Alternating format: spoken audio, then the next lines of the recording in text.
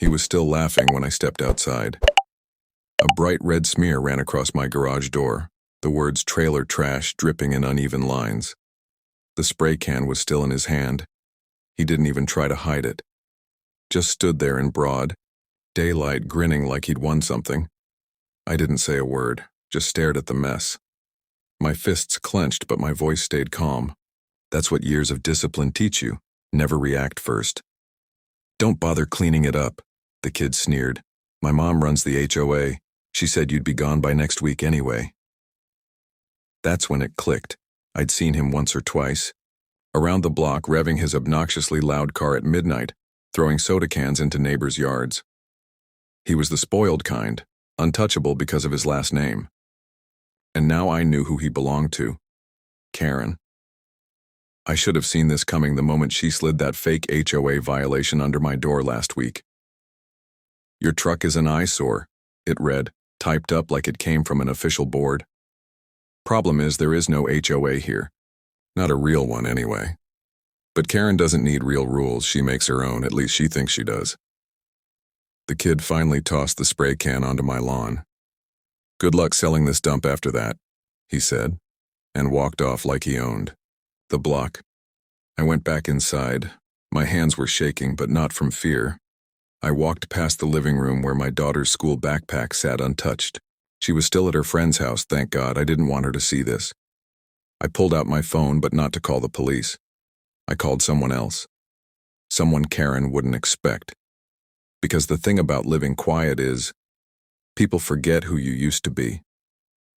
And Karen? She just woke up the wrong past. I didn't have to wait long. By evening, Karen was out front, arms crossed, lips pursed, pacing like she owned the concrete under her feet.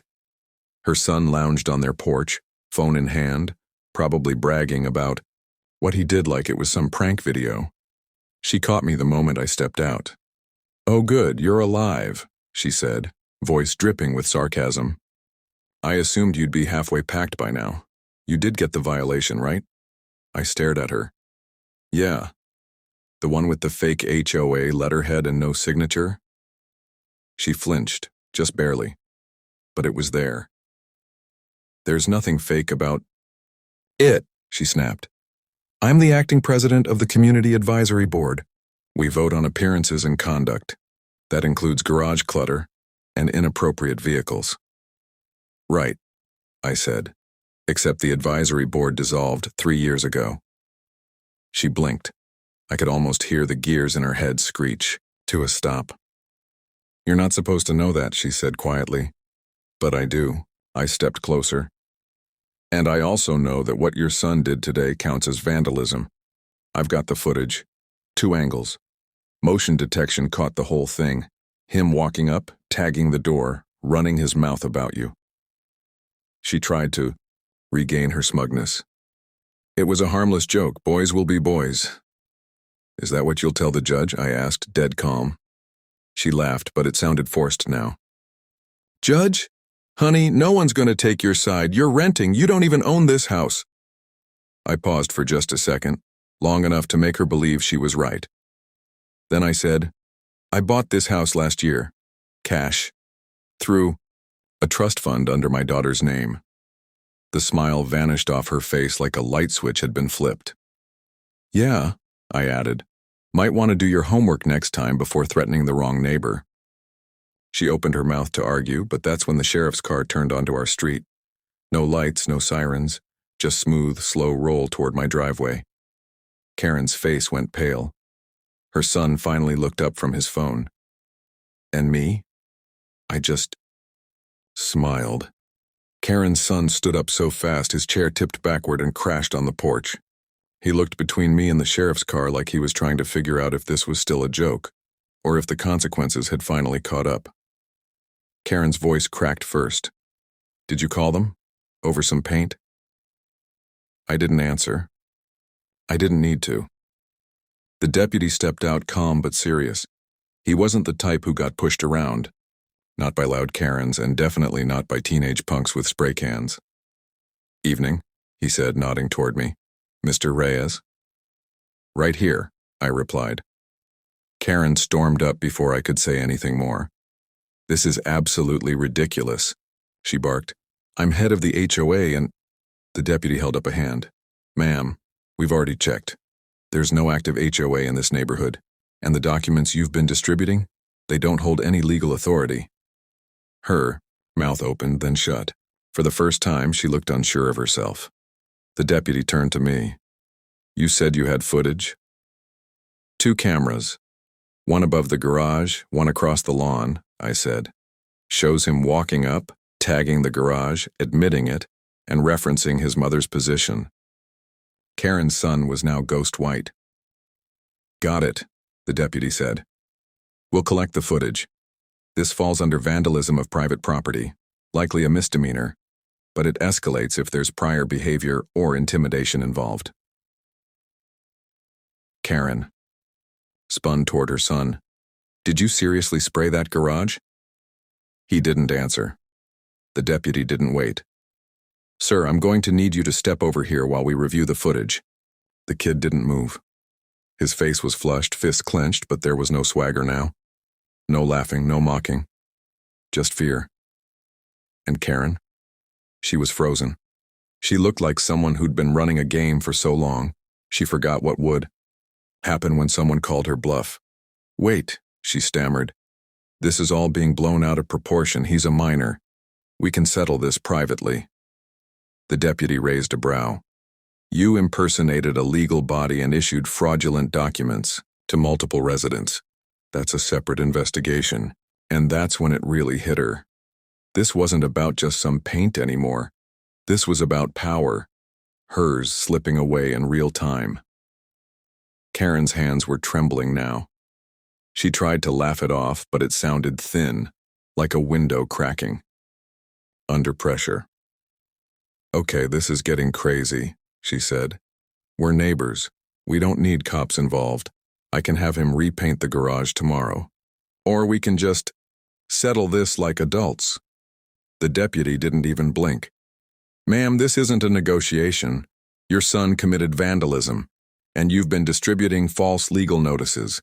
This isn't just a neighborhood spat, it's criminal behavior." Karen looked like she'd been slapped. Her son finally spoke up, voice low.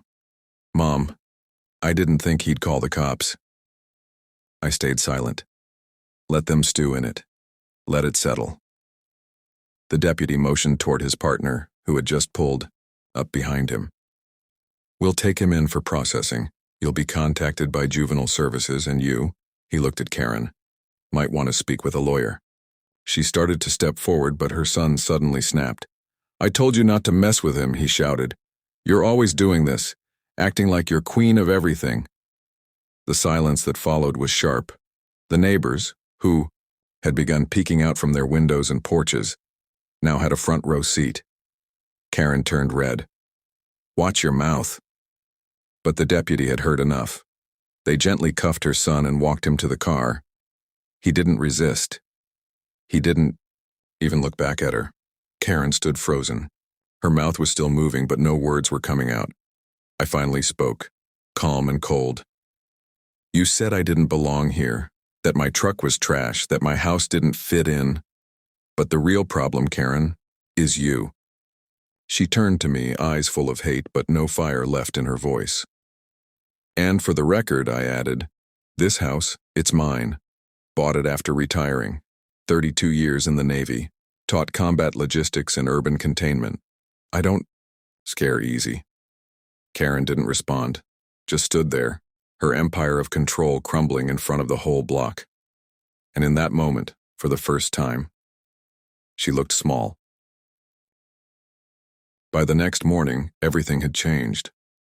The garage was still stained with red spray paint, but now it felt more like a badge than a blemish. Proof that I hadn't backed down, that she'd finally been caught. I stepped outside with a cup of coffee, expecting silence, but what I saw surprised me. A few neighbors were gathered across the street, whispering. They weren't avoiding me anymore. One of them, an older man named Greg, gave me a small nod. I nodded back. Karen's house, on the other hand, was quiet. Too quiet. No yelling, no high heels clicking across the porch, No fake clipboard in her hand, just her car in the driveway, and a stack of real legal papers taped to her door. Apparently, someone had taken the liberty of reporting all her phony HOA letters to the county clerk's office. A few neighbors had even come forward with their own copies. She wasn't just facing embarrassment now. She was facing charges: fraud, impersonation, intimidation, the full package. Around noon, I saw her slink outside, sunglasses covering half her face. She tried to grab the papers off the door quickly, but not before a jogger across the street snapped a photo. Word was spreading fast. The woman who used to bark orders at people about their flower beds and lawn chairs was now a punchline on the neighborhood Facebook group. I wasn't going to post anything, but someone else did. The video. It was all there. Her son's graffiti, his bragging, her threats, her lies, and that glorious moment the sheriff shut her down. Within hours, the clip had gone viral. Someone added captions.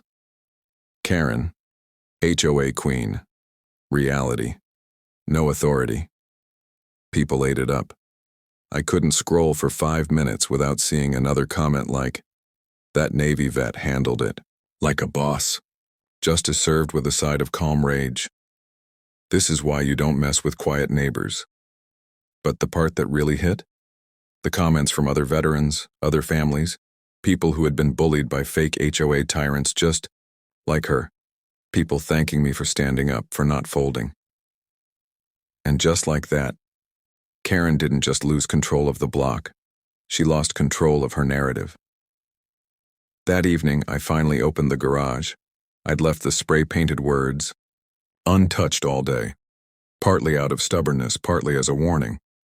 But now it was time to clean it up. I rolled up my sleeves, grabbed the pressure washer, and got to work. It felt good. Not just the cleaning, but the finality of it. Like I was washing off every ounce of her arrogance that had clung to this place. As I worked, someone approached quietly behind me. It was Greg, the same neighbor who had nodded earlier. This time he was holding a 6-pack of beer and looked a little nervous. "Mind if I give you a hand?" he asked. I paused the machine. "Sure, appreciate it."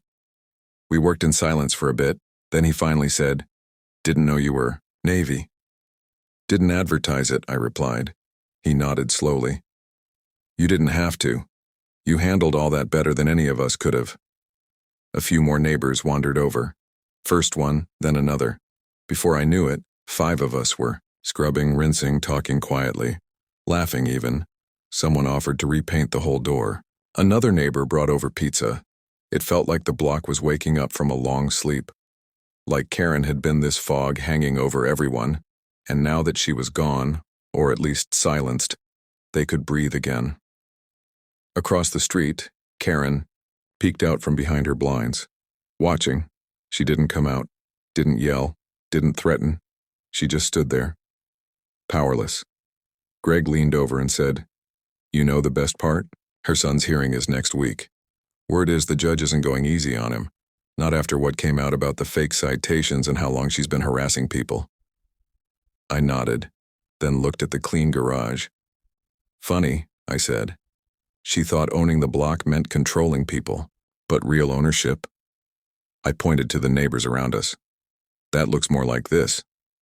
Karen had always used fear to control this place, but the second someone stood up without fear, she had nothing left, and I wasn't done yet. Not even close. 2 days later, I got the call. It wasn't from the sheriff's office or any neighbor. It was from a reporter. Local news.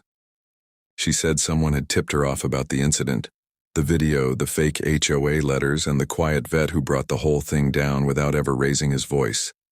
At first, I hesitated. I wasn't looking for attention. I didn't want my name plastered on some TV segment. But then she said something that made me stop. "Other neighborhoods are dealing with the same thing," she said. "Fake HOAs entitled people abusing fake power. Your story could help them fight back." So I agreed. The interview was short, simple, no dramatic lighting or music. Just me, sitting on my front porch, explaining what happened, the spray-painted garage, the forged notices, the arrest, and the truth behind why I didn't snap. When you've had people shoot at you in the middle of a war zone, I said quietly, some woman waving a clipboard doesn't really scare you. The reporter paused after that. Then she asked, "What would you say to someone being bullied the same way?" I looked into the camera. Keep your head, document everything, and never assume the loudest person has the most power. The segment aired that night. It exploded. Suddenly I was getting messages from strangers, emails, handwritten letters, veterans, immigrant families, young couples, people who'd been pushed around, told to move, lied to by people like Karen. Turns out, she wasn't just a local problem. She was a pattern, a symbol of everything people hated, arrogance without accountability. And now she was the face of it. By the end of the week, Karen had officially resigned from every neighborhood board, real or fake. Her house had a for sale sign up. Rumor was her husband, who'd mostly stayed in the background, had had enough of her lies too. Packed a bag, left without saying a word. I never saw her outside again. But I did see something else. An old woman 2 houses down put up a flag she'd kept hidden for years, said she didn't want to deal with Karen's mouth. Another neighbor dug up a dime vegetable patch in his front yard, something Karen had banned. And every night for the next week, someone new came by my porch, some just to say thanks, some to talk, some to ask if I'd seen any new HOA violations posted lately. I hadn't, and I doubted I ever would again. A month later, I stood in line at the county records office, not for myself, but for the neighbors. It started with just one question from Greg. "Hey, can you help me check who actually owns our street?" And it spiraled from there. Turned out a lot of people had no idea what parts of the neighborhood were privately owned, which were public easements, or what rules actually applied. Karen had exploited that confusion for years, printing fake bylaws, referencing non-existent codes and acting like she controlled everything. Now we were taking that control back. One by one, we pulled records, confirmed boundaries, collected real documents. In just 2 weeks, we built a small binder of actual rules and tossed everything Karen had ever written in the trash where it belonged. We made copies, printed them out, handed them door to door. And on the first Sunday of the month, we held the neighborhood's first real meeting. No titles, no chairperson, just lawn chairs, lemonade, and truth. I didn't want to lead anything. That's not why I stood up to Karen. But when people asked if I'd be willing to organize the safety patrol or help mediate with the city over street repairs, I didn't say no either. Funny how that works. People want leadership. They just don't want dictators. And that's what Karen never understood. Control through fear collapses the second people stop being afraid. She controlled this neighborhood by pretending no one could stand up to her. All it took was someone who did. As the meeting wrapped up and neighbors laughed and talked like actual friends for once, I saw a kid on a bike ride past Karen's old house. It was empty now. The for sale sign had a red "sold" sticker slapped across it. New people would move in soon. People who wouldn't even know her name. And that was the best part. Karen didn't just lose her fake authority. She lost her legacy. All that power she clung to, gone like chalk in the rain. I looked around the block, quiet, peaceful, alive, and thought to myself, sometimes justice doesn't need sirens or headlines. Sometimes it just needs a neighbor who doesn't flinch. A few weeks later, I was pulling weeds in the front yard when a black SUV pulled into the driveway of Karen's old house. A young couple stepped out, mid-30s maybe, a little kid bouncing in the back seat holding a toy airplane. They looked around, soaking it in like people do when they're imagining their future. The woman smiled when she saw me. "Hi," she called. "You live next door?" I stood up, dusted off my hands. "Sure do. Welcome to the block." Her husband walked over, shook my hand. "We heard this was a tight-knit neighborhood. Quiet, friendly. I almost laughed. But then I looked around. Kids on bikes. Greg fixing a mailbox. A pair of teens playing basketball in a driveway no one used to be allowed to use after 6 p.m. Karen's old rule. Yeah, I said. It's like that now. They told me they were both teachers, just moved in from a cramped condo, downtown, said they were excited to finally have a backyard, a place their son could grow up without worry. That stuck with me. Because not too long ago, this same street felt like it belonged to a tyrant. Now, it felt like home again. Later that night, I was sitting on the porch when I got a letter. Not an email, not a text. A real letter. From Karen. Just a folded piece of paper with my name written in shaky cursive. Inside was only a few lines. You ruined my life. You think you won, but people like me never really lose. No apology, no regret, just spite. I read it once, then again, folded it, tossed it straight into the fire pit, because here's the truth Karen never understood. Winning doesn't come from control, it comes from community, from truth, from standing your ground when no one else will. So yeah, maybe Karen thinks she didn't lose. But her house? Sold. Her lies? Exposed. Her fake HOA? Disbanded. Her power? Gone. And me? I'm still right here. Porch light on. Neighbors laughing down the street. And a handwritten sign in my yard that reads, "This land is free because we fought for it. Don't knock unless you come with respect." Some people never learn. But the rest of us? We live. Spring turned to summer, and the block felt different in the best way. Lighter, more alive. One Saturday afternoon, the new family hosted a small barbecue in their front yard. Nothing fancy, just burgers, music, and a few fold-out chairs. But everyone came. People brought side dishes, kids ran through sprinklers, and for the first time in a long time, the sound of laughter filled the whole street. Someone even dragged out an old speaker and played classic rock. Greg stood beside me with a plate full of ribs and said, "Can you believe this is the same street where you couldn't even hang a flag without a warning?" I smiled. Yeah, feels like a different planet. Feels like we got it back, he said, raising his can. I tapped mine against his.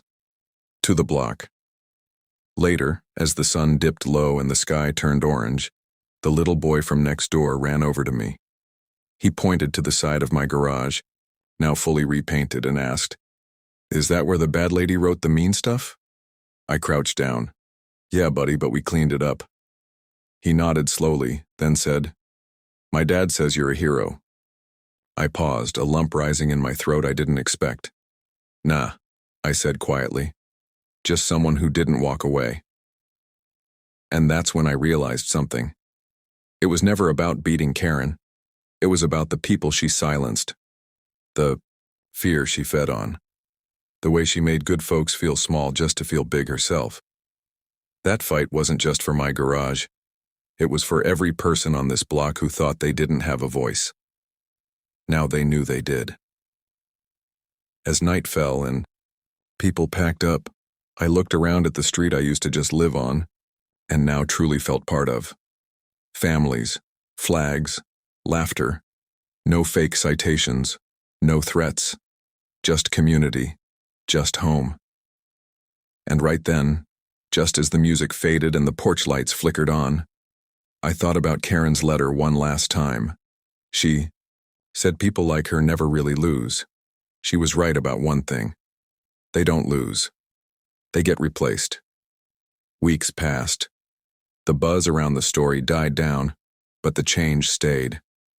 The neighborhood wasn't just free of Karen now, it was alive in ways it hadn't been in years. A real community had grown from the ashes of her ego.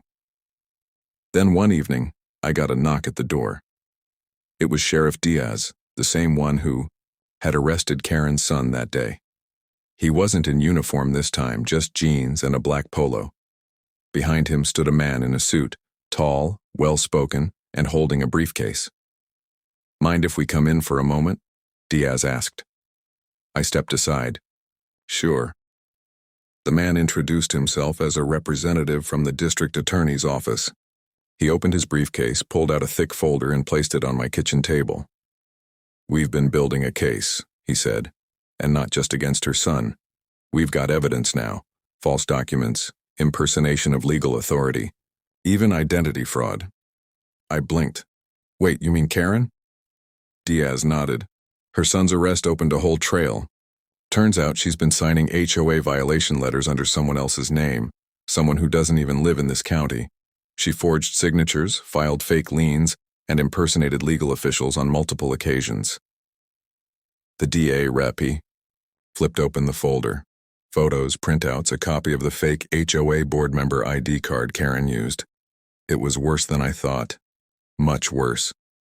Diaz leaned forward.